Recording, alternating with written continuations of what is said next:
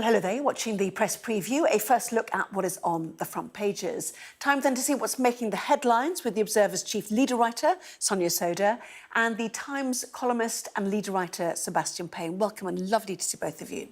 So as ever, let's take a look at the front pages, shall we? Starting with the Telegraph. And after the US Vice President said a trade deal could be on the way, the Telegraph writes that it could jeopardise the reset with the EU. The Financial Times reports that Wall Street banks stand to make $37 billion from the volatility caused by Donald Trump's tariff scheme. Staying with Mr. Trump, the Times reports he now has his eyes on the pharmaceutical industry in his tariff tirade. Fears China may have been handed access to NHS medical records is the lead story for the Daily Mail. The Eye says more tax misery could be on the way for 11 million people as the Chancellor looks to UK pensioners for budget help. A great big pile of rubbish is pictured on the front of the Daily Mirror as Birmingham's bin strike continues. Britain's largest teaching union brands Reform UK as far-right and racist. The Express has the headline, "It's a betrayal, a backtrack on travel pledge for our heroes," the paper says. The Sun says a video exists which clears Strictly star Wyn Evans of inappropriate behaviour. The Metro says yesterday's all-female space trip has come under criticism, essentially for being an exercise in phony feminism. So let's talk more with Sonia and Sebastian. And good to see you with tariffs back on the front pages. This time the pharmaceutical industry, which I guess we've been waiting for in some respects. Yeah, so at the moment, pharmaceuticals are exempt from US tariffs. But we're waiting to see what may or may not be imposed on them. And there is definitely a concern in the British government that tariffs may be coming the way of British pharmaceuticals. And that's a huge issue for us because it's a massively important industry, pharmaceuticals, and we do export a lot to the US. And the problem is that once British businesses start getting hit with the kinds of tariffs that we're, seeing talked about, makes a huge difference to these businesses, and it no longer becomes economical for them to be able to sell their goods quite often in the US, or they have to sell them at a huge markup. So it could be really detrimental to the UK. We've got British government officials, including reportedly Lord Mandelson, the British ambassador, working very hard behind the scenes to try and make sure that there aren't tariffs levied on British pharmaceuticals. We've had warm noises, as you referenced, from the US Vice President, J.D. Vance. I think the problem is, though, this is all so unpredictable. No one really knows what Donald Trump intends. He's clearly gone all the way with China. He's taken a step back from the brink when it comes to tariffs with others, although we're still paying, we're still having to pay 25% tariffs on cars, aluminium and steel. So it's just generally a very concerning time for British exporting industries. Yes, and the Times pointing out the scale of the pharma industry for the UK. It's huge also in Ireland and in India, where they make general medication as well. The industry as a whole in the UK directly employs more than 73,000 people, indirectly at least 200,000 jobs.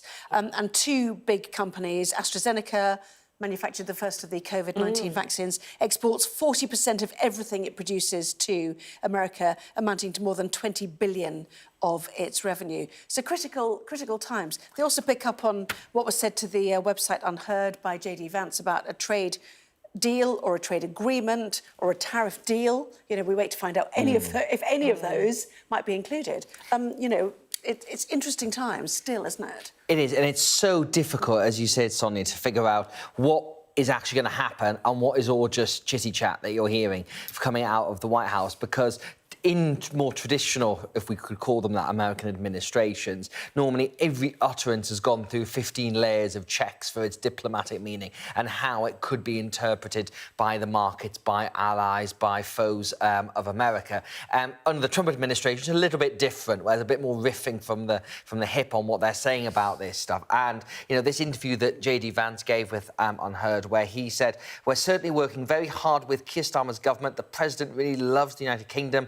He loved the Queen, he admires and loves the King. It is a very important relationship, and he's a businessman and has a number of important relationships in Britain." So on the surface, That sounds great, but what does it actually mean in practice? Because when we saw so-called Liberation Day, April the 2nd, there was hope the UK might escape some tariffs. On that first level, it did, that it got the kind of unilateral 10% tariff everyone get. It didn't get the higher level, but then Trump rescinded the high level, and the UK actually ended up in a worse situation because of all the exports it does have, particularly pharmaceuticals and cars to the US. So the UK is not particularly in a favourable position. I think pharma is going to be a litmus test for this because of the importance in the trading relationship. And also, don't forget, the NHS being a big bulk buyer of medication is a massively important market for American pharmaceutical companies. So it's not just in our benefit, it's a lot of their interests as well to try and not get those tariffs. Now, what I would say is we've seen this story before in terms of, you know, the UK got the 25% steel tariffs, which has fed into all the problems at Scunthorpe. Yeah. We got the 25% tariffs when it came on cars, which has led to Jaguar Land Rover pausing the export of cars, and now we're trying to get another exemption. Is it going to happen? I mean, the history would say we're probably not going to do that, but, you know, the fact that as we report tomorrow, the fact you've got Lord Mandelson putting his head over the parapet and trying to re-push this shows how important it is. But we have, again, no time frame on this. I mean, that Trump said he kind of wants it to happen. We don't know when. Could be tomorrow, could be next week, could be next month. But as with this administration, it's a bit trite, but I think it's fair to say the only certainty is there is no certainty. Yeah, and remember, it's US importers who pay. So Americans face paying more for their diabetes or their cancer drugs or whatever it might be. In the meantime, we know that talks are underway and there is a meeting coming up about some sort of reset with the European Union. The question is, can you have both? And this is the sort of the crunch point, isn't it? Which is the front page of the Daily Telegraph. Can you do a deal of any sort with the US and still try to somehow have a new reset with the European Union? The issue is it's quite hard to have a meaningful trading agreement with both sides at once because there are very different regulatory standards in the EU and in the US. So the government at the moment is trying to ride both horses and say, look, we can have it both ways. We need to move closer to the EU in trading terms and we can have a deal with the US. I think the reality is that that's probably unlikely to work on a practical level. Now, here in this story on the front page of the Telegraph, you've got Lord Frost, who is a big Brexiteer, saying we must not give up the possibility of a closer trading relationship with the US in order to get closer alignment with the EU. But, I mean, let's look at the economics of it. If it's an either or, we can set the politics aside. Do we feel closer politically to our allies in the EU or to Donald Trump? Set that aside. Let's just look at the hard economics. Our biggest trading partner is the EU. Our most reliable trading partner is the EU. We took a decision that very few countries do that are looking to boost growth, which is to erect trading barriers with our closest trading bloc, increase trade frictions rather than reduce them. Now, what Labour is trying to do is, without rejoining the customs market and single union, take down some of those trade barriers through what's called dynamic realignment. And what that essentially means is basically aligning with EU standards, regulatory standards as they change, so we can have as much free trade as possible. When you look at the economics, that is absolutely the way to go. And I'm afraid someone like Lord Frost, he's got a Brexit hangover. No one cares about Brexit anymore. It didn't deliver. It was terrible for the country. And right now, in a globally uncertain world, we've got to look to our nearest and clososest and most reliable trading partners. You keep wafting that way. That is not Lord Frost. That is no. That is actually Johnny Depp. I'm wafting towards the quotes in the article. Just in case you thought that the Brexit negotiator and the Hollywood star had somehow changed places. That's not generally how Johnny Depp... Quite a flattering portrait of David I'm going to move you on. You've got so much to pack in. Do you mind if I move on? Can I give a favour? All I was going to say, to give a slightly different perspective for Sonia on that, look, the fact is I think the UK can find itself in a position where it gets the best of both worlds, which is if it does do voluntary alignment with the EU, it will be locking itself in to the EU standards. It may be on things it does lots of trade with agriculture and food, but it also may have consequences when it comes to things like AI and data, where there's more benefit with the US. So I think moving towards the EU has to be done very cautiously, and I think no one could accuse Keir Starmer of not going cautiously on this. I think there may be public consent, but none of these things are cost-free. You know, if the UK does bind itself closer towards the EU, that will make things more difficult with America. That's the trade-off he's going to have to face. OK, and I'll stop I'm going to rattle through the FT, apologies, which is that Wall Street banks have taken $37 billion. Someone's happy, eh? After traders making $37 billion while our pension funds go down. It's good to know that somebody's made some money out of this. And in the meantime, the Daily Mail just quickly too. Now China has handed access to NHS medical records, data from 500,000 GP patient files available to Chinese researchers despite security fears. Interesting. So this obviously comes at a moment where there's a lot of scrutiny about the UK's relationship with China, given the Scunthorpe Steelworks and its ownership by Xingyi. And there's been quite a lot over the past 24 hours about the government's relationship on this.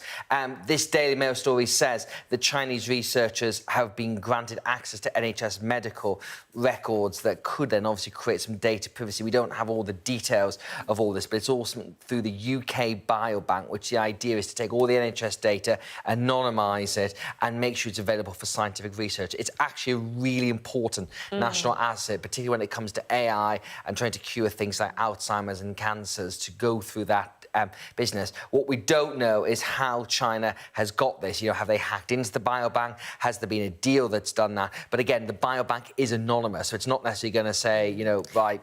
This story suggests that it's that 1 in 5 successful applications, academic applications for access to the biobank, research applications, come from China. And then there's obviously this provision under Chinese law that the Chinese government can order individuals and companies to share data. So that is where the concern comes. This is a backdoor that the Chinese state could sort of take advantage of. OK, fascinating stuff. Still to come, talking a lot about rubbish disposal in Birmingham. The newspaper's now talking about a summer of discontent for Britain. Back in a moment.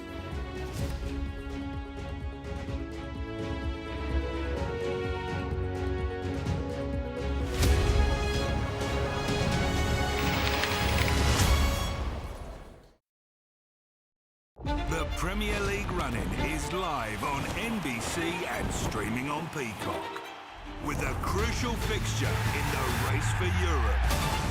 Saturday, the unrelenting drama heats up as both Aston Villa and Newcastle chase Champions League qualification. An opportunity neither wants to squander. This is the Premier League Running, live on NBC and Peacock. The only way to Gaza for us right now is with the Israeli military. The IDF had brought us in to show us a tunnel network under a residential neighbourhood. The length of time it must have to have created these tunnels must have taken years. At the end of the day, it's war at the top. It's war down here. I'm Alistair Bunkle, Sky's Middle East correspondent based here in Jerusalem. As we were filming, there was a gun battle in the next street. This neighbourhood, the Israeli military say, was the stronghold of Hamas's Rafah brigade. It was just after 6:30 a.m. when the first shots were fired. I remember everything. It was a day that I don't think I'll ever be able to forget. There's no moon, perfect conditions for smugglers and human traffickers trying to move fuel, weapons and people. The valleys in between, they're some of the main smuggling routes. After days of negotiation, a major smuggler here has agreed to meet us. The families that we've spoken to of people who have died trying to cross into Europe, they say you're a murderer. Are you a murderer? No. Sky News, get the full story first. Begum was 15 when she left East London with 2 school friends to join Islamic State in Syria. Do you feel that you have committed a crime to the extent that you should serve time in a British prison? I mean, I feel like the only crime I committed was coming here. If you can't take the heat, get out of the kitchen. I can take the heat. The second thing that Harry Truman said, was in politics, if you want a friend, get a dog. My children will love a dog. In Tel Aviv, a constant streak of interceptions filled the night sky as waves of missiles came in. It appears to be a very, very large and sustained attack on Israel. A show of military might and menace. Why should the West trust you? Frankly, I don't care whether the West trusts us or not. Sky News. Get the full story first. Have a quick word for Sky News. Is the West right? Are you fueling Russia's war machine? American journalist Evan Gershkovich is on trial here, but was first on display. I'm Ivor Bennett, Sky's Moscow correspondent.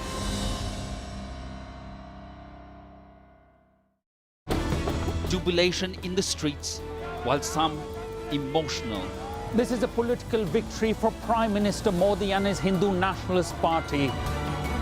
I'm Neville Lazarus and I'm Sky's reporter based in Delhi.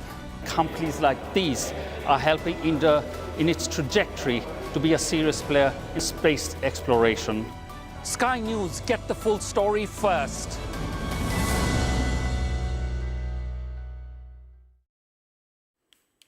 Well, welcome back. You're watching the press preview with me once again, Sonia Sodha and Sebastian Payne. Welcome back to both of you. So, Daily Telegraph now, we've talked about bins in Birmingham. What's the news now, Sebastian, then, on whether this will spread over the summer? Well, it's all starting to look a bit 1970s at the moment. If you can think back of the rubbish bags piled high in Leicester Square, which kind of was symbolic of the winter of discontent, which then obviously created a lot of problems for the Labour government.